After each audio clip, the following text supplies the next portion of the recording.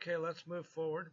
So we'll go back here and we're going to go to installation 2. I did want to notice that there is a beam, there is a laser video by itself, a PDF, and the boss manual. I'll point those out a little bit later. So we're back over here. We're on this page. So go back in. Here we go. Okay, and then page down. So installation number 2. With this, we're going to install internal filtration. Internal filtration means I couldn't get to the outside air. So I bought one of the Boss filter boxes, or you bought a BOFA fume extractor for me. The BOFAs are more expensive, but they are the leader of fume extraction for the industry. But the Bosses at half the price are outstanding fume extractors.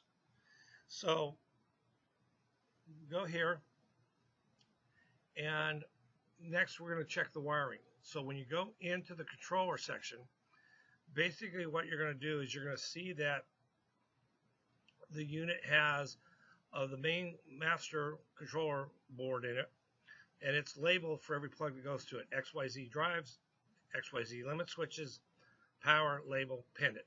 Basically that's simple.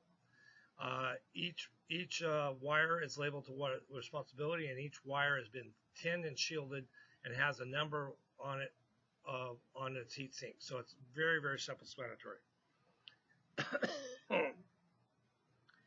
Now, when I inspect the tube, I'm going to make sure the tube is level. So it's hitting that combination lens right here where it combines the red diode light to the laser beam, and it's hitting that first mirror dead on tap. If it's not, I'm going to adjust it till it is. I want to be as center of that mirror as possible. I'm also going to check to make sure the water is flowing and the tubes are not leaking. Now, with it, you can take out the last mirror, but the other two mirrors, mirror number 1, which is the tube mirror, mirror number 2, which is a bridge mirror because it's on the bridge, mirror number 3, which is the lens mirror, you can take out. The other 2 you do not take out as you're going to be doing a full beam alignment. And notice there is locking screws on there, so if the beam is out of alignment, reach for the screw that is loose, and that's probably the one you're going to need to adjust. All right, thank you.